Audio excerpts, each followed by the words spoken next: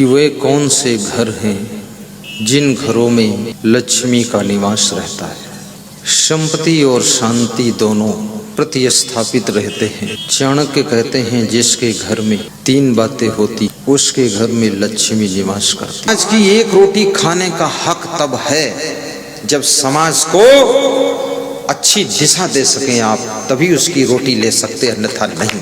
परिवार में शांति दीजिए, लोगों के बिजनेस के विकास के फार्मूले बताइए, देश की भक्ति सिखाइए।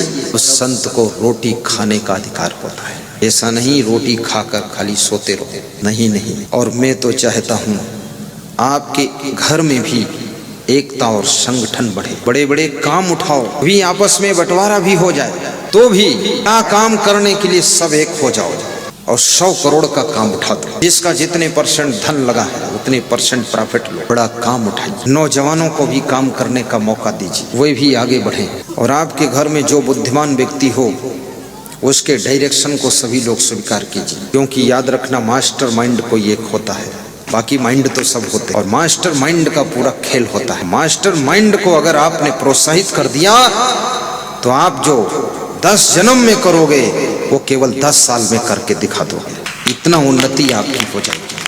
उसके मनोबल को गिरने मत दीजिए। उससे कोई बात करनी है तो फिल्टर में छान कर बात करो। रिफाइनरी में तेल छन कर आता है, इंजन में जब डालते हो तो फिल्टर में फिर छनता है और फिर पंप में जाता है और पंप तेल को जंप देती तो नोजल में जाता है और नोजल फौहारा बनाता तो आगे भेजता है। कितना फिल्टर लग जाता है, सोचिए आप वाणी बोलिए तो भी फिल्टर करके बोलिए, कोई व्यवहार कीजिए फिल्टर करके कीजिए, और कर्म करो वो भी फिल्टर लगा करके करो।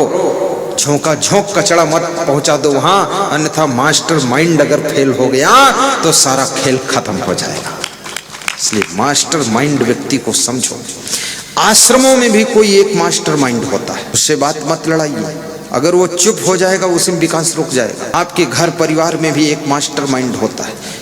मैं उत्तर प्रदेश में एक घर में पधरौनी गया तो मैंने एक भक्त से कहा कि आपने मकान बहुत अच्छा बनाया। तो उसने कहा बड़े भाई की मेहनत है और ये बड़े भाई ने इसको बनाया। तो हमने बड़े भाई को धन्यवाद दिया कि आपने बहुत मेहनत किया, बहुत अच्छा बनाया।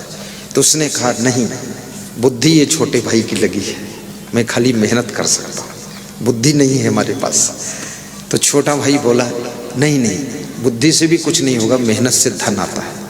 तो बोला मेहनत तो करता हूँ, अगर ये ना होता तो हम इस गांव में रह भी नहीं पाते।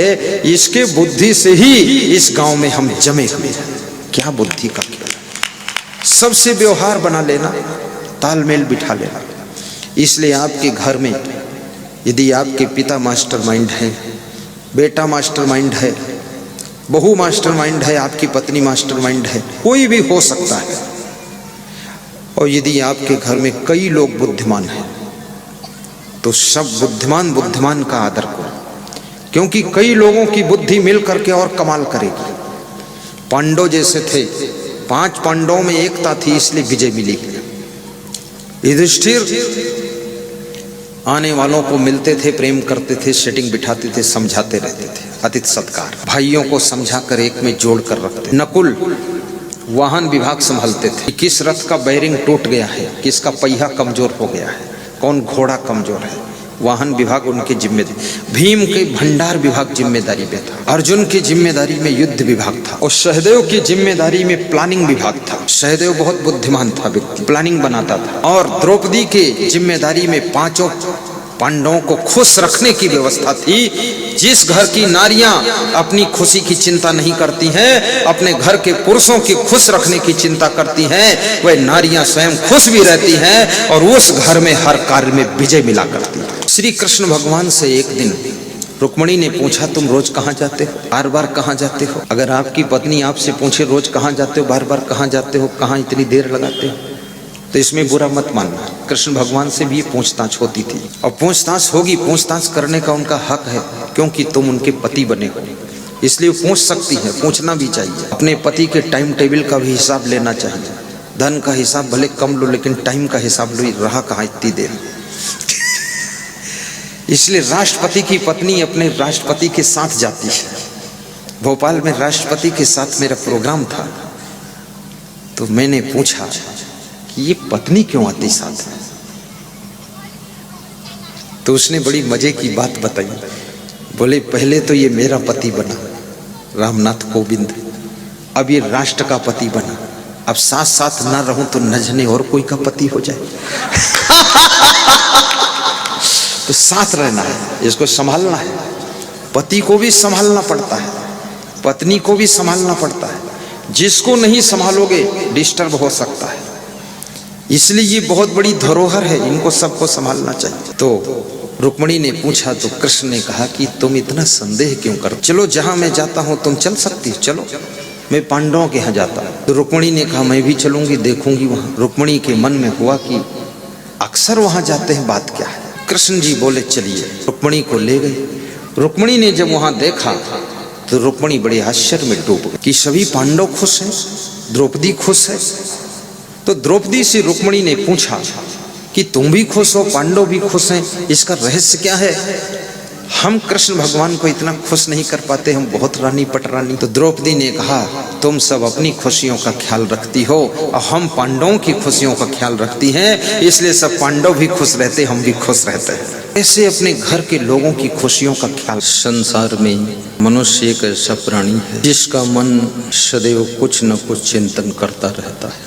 मनुष्य की महिमा संपूर्ण पृथ्वी पर देखने को मिलती। चाणक्य से किसी भक्त ने प्रश्न पूछा है, वे कौन से घर हैं जिन घरों में लक्ष्मी का निवास रहता है, संपत्ति और शांति दोनों प्रतिस्थापित रहते हैं। चाणक्य कहते हैं जिसके घर में 3 बातें होती हैं उसके घर में लक्ष्मी निवास करती है। वे 3 बातें कौन कौन सी हैं अभी थोड़ी देर में इसके बारे में बताऊंगा। संत कबीर से किसी भक्त ने प्रश्न पूछा है कि संसार में आपने क्या देखा है। कबीर साहब जैसे महान संत से ये बात पूछी जा रही है कि आपने संसार में क्या देखा। संसार को जितने लोग देखते हैं उतने प्रकार से देखते, और सबको ये संसार अलग अलग तरह का दिखाई देता है। एक ही घर में रहने वाले 10 सदस्य 10 प्रकार की अनुभूति करते हैं। कोई उस घर में आनंद मनाता है, कोई उस घर में दुख मनाता है, कोई उस घर में निश्चिंत रहता है, कोई उसी घर में चिंता में जलता रहता है। घर वही है, संसार वही है, देखने का नजरिया सबका बिलक बिलक है। तुम अपने पिताजी को किस दृष्टि से देखते हो, माँ को किस रूप में देख रहे हो, और जिसके पास में देखने का ढंग आ उसके लिए संसार सुखद लगने लगता। संसार को यथार्थ दृष्टि से देखो, ये जैसा है वैसा दिखना चाहिए, पर ये संसार जैसा है वैसा दिखाई नहीं देता। दुर्योधन जैसी दृष्टि आपकी है। दुर्योधन को जल की जगह थल और थल की जगह जल दिखता था। भीम ने दुर्योधन को कहा था कि भाई साहब जहाँ जल दिख रहा है वहाँ थल है, और जहाँ थल दिख रहा वहाँ जल है। दुर्योधन ने सोचा भीम हमारे साथ में मजाक कर रहा। भीम और दुर्योधन में सदैव से अनबन रहती थी, और बचपन से ही भीम दुर्योधन के बीच में व्यवहार बिगड़ गया था। फर्स्ट मिलन लास्ट इम्प्रेशन लेकर आता है, इसलिए फर्स्ट बार सासू बहू का जब मिलन होता है, यदि संतुलन बैठ गया तो जिंदगी भर ठीक व्यवस्था चलेगी। अगर फर्स्ट मिलन में ही दोनों डिस्टर्ब हो गए तो जिंदगी खटर पटर में ही बीतेगी।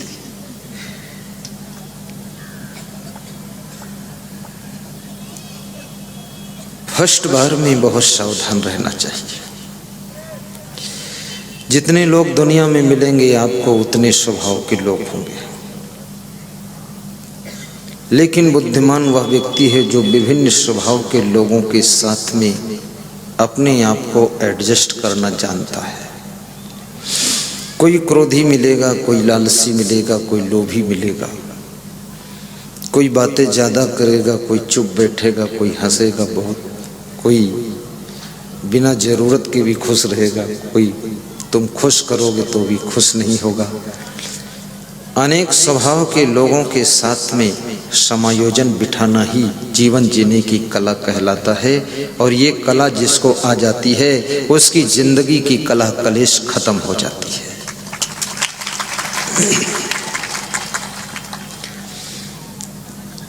बहुत लंबी फैमिली को चलाना बहुत बुद्धिमान व्यक्ति का कार्य है, वो राम के साथ राम बन जाता है, लक्ष्मण के साथ लक्ष्मण बन जाता है, भरत के साथ भरत बन जाता है, शत्रुघ्न के साथ शत्रुघ्न बन जाता है। उसकी अपनी कोई जिद नहीं होती, अपना कोई हट नहीं होता है। उसका स्वभाव ऐसे होता है जैसे जल होता है। जल को कटोरी में रखो तो सेट हो जाता है, गिलास में रखो तो सेट हो जाता है, थाली में रखो तो सेट हो जाता है, भगोने में रखो तो सेट हो जाता है, अंजलि में लो तो सेट हो जाता, मुंह में भरो तो भी सेट हो जाता है। ऐसे जल जैसी उसकी जिंदगी होती है, सबके साथ में सेट हो जाता है, इसलिए जल ही जीवन कहा जाता है। ऐसा व्यक्ति बहुतों के लिए जीवन का काम करता है। परंतु वही जल जब कठोर बर्फ बन जाता है तो जिस आकार में वो बर्फ बनता है फिर वो दूसरे आकार में सेट ही नहीं होता है।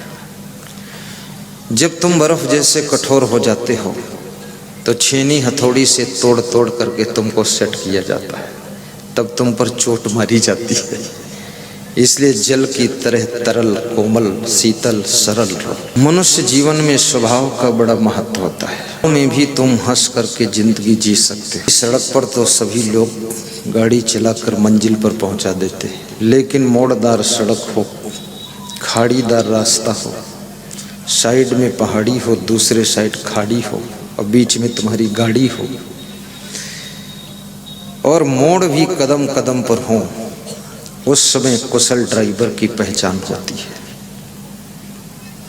जिंदगी की गाड़ी को भी बहुत कुशलता से चलाने की आवश्यकता है। जिद मत किया करो, दूसरों की उचित बात को मान भी लिया करो, कम समय में अधिक कार्य करने की तरकीबें ढूंढा करो, ऐसी बात बोला करो कि दूसरों का दिल खुश हो जाए। रामेश्वरम आश्रम के द्वारा, रामेश्वर पूज्य श्री रामेश्वर आश्रम,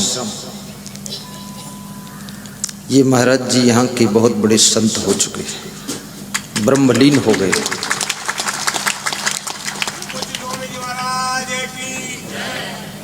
उनके द्वारा स्थापित आदर्श विद्या मंदिर में आज हम सत्संग करने गए थे। विद्यार्थियों को 8 फार्मूले बताए थे हमने। अब विद्यार्थी ऐसे भी एक मनोरंजन जीवन होता है। 35 मिनट तक प्रवचन किया, विद्यार्थी खूब हंसते थे। आदर्श विद्या मंदिर की प्रिंसिपल केशव राम पाटीदार बार बार हाथ से सबको शांत करते थे। बस बस बस, विद्यार्थी हंसते थे, मैं भी हंसता था। हंसते हंसते 35 मिनट की प्रवचन की यात्रा पूरी हुई। 8 बातें विद्यार्थियों को बताई गई। संत की एक एक बात, एक एक शब्द जीवन को विभूषित करता है।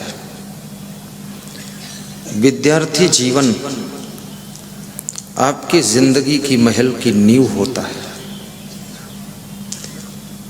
बाल अवस्था का चूका हुआ व्यक्ति युवा अवस्था में पछताता है और दुख पाता है। युवा अवस्था के समय को खोने वाला मनुष्य वृद्धावस्था में ग्लानि और चिंता का शिकार होता है।